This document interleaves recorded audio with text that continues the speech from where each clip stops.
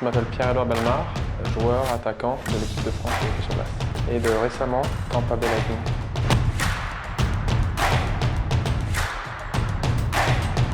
Ce que je regarde en ce moment, il y a les Paw Patrol, le truc pour les enfants, avec mon fils. Une série de restauration de maison. J'essaie de me rappeler la troisième série. Le Serpent.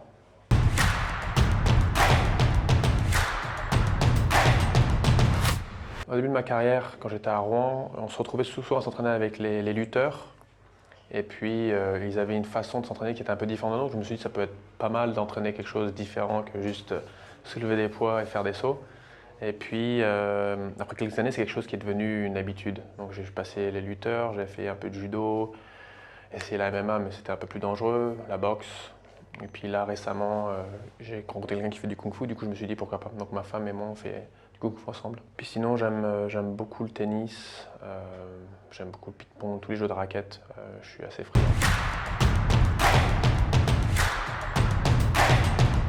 C'est compliqué.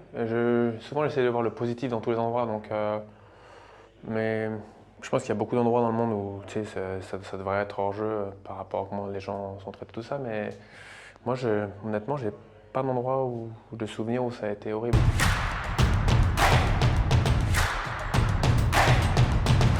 Il y a plein d'endroits. Il y a beaucoup d'endroits, mais c'est vrai que je suis jamais allé aux Maldives, par exemple.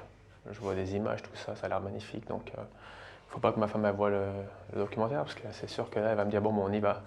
Mais c'est vrai que un endroit où c'est simple, où c'est beau, où il y a du beau temps, et je peux avoir du bon temps avec ma famille.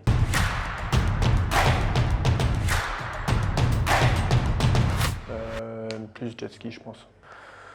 Non, mais c'est classe quand même. Non, mais si ça m'arrive un jour de la gagner, c'est sûr que je vais venir sur les Champs-Élysées avec.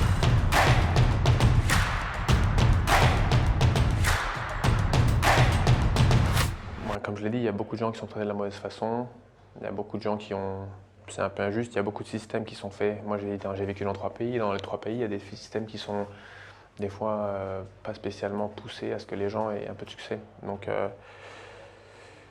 ce que je dirais, ce serait bien qu'il y ait plus de positivité un peu partout, qu'on s'entraide plus qu'on se divise. C'est ça. Tout ce qui est se diviser, je pense que c'est quelque chose qu'il faut qu'on arrête.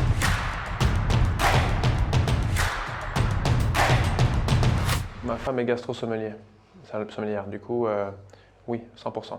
Elle fait un veau avec une purée de chou-fleur, avec des échalotes marinées et plein d'autres choses, qui est incroyable.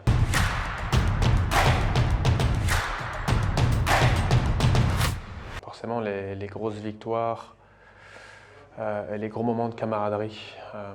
Donc on a eu les matchs avec l'équipe de France, on a battu des nations qu'on n'aurait peut-être pas dû battre. Des moments où on s'est retrouvé dans une situation qu'on ne devrait pas être là, comme le quart de finale où on est tous en train de se regarder en disant c'est quelque chose d'incroyable. Mais il y a aussi les championnats avec la coupe à Rouen, la coupe en Suède qui était magnifique. Et puis le premier match à Vegas où tu as la tragédie et puis tu te retrouves comme si c'était destiné qu'on fasse un bon match.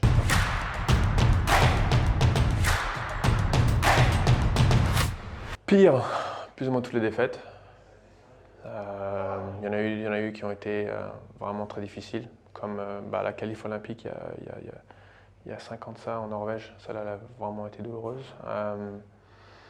La Coupe Stanley avec Vegas, quand on a perdu, ça a été difficile à avaler la pilule.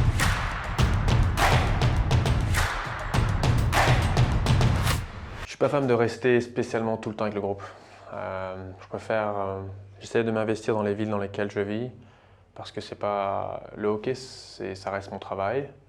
Et la vie de tous les jours, c'est avec ma famille. Du coup, si moi je me retrouve à toujours être entouré de gens qui veulent juste parler de hockey, c'est pas spécialement marrant pour ma famille. Donc, j'ai pas envie que mes enfants soient 100% influencés par ça. J'ai envie qu'ils trouvent quelque chose qu'eux ils peuvent faire. Donc, du coup, s'investir dans un quartier, dans la maison, avec les voisins, et trouver un quartier où c'est pas vraiment le plus cher quartier, où tu puisses aller demander du sucre à ton voisin, c'est quelque chose que moi j'apprécie beaucoup. J'ai pas envie que les gens se disent ne peut pas lui parler, c'est l'inverse. J'ai un travail, ils ont un travail, mon travail les amène à la patinoire où je suis à la télé, mais ça ne veut pas dire que je suis quelqu'un de différent.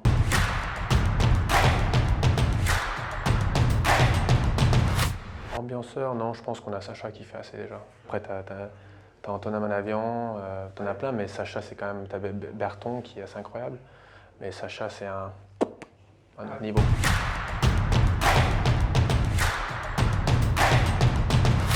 C'est difficile de comparer. C'est deux coachs totalement différents. Moi, j'aime. On va dire comme ça, je suis un peu plus old school, ça ne me dérange pas le coach qui te met un coup de pompe aux fesses pour te réveiller. Donc je vais dire dans ce cas-là plus galant.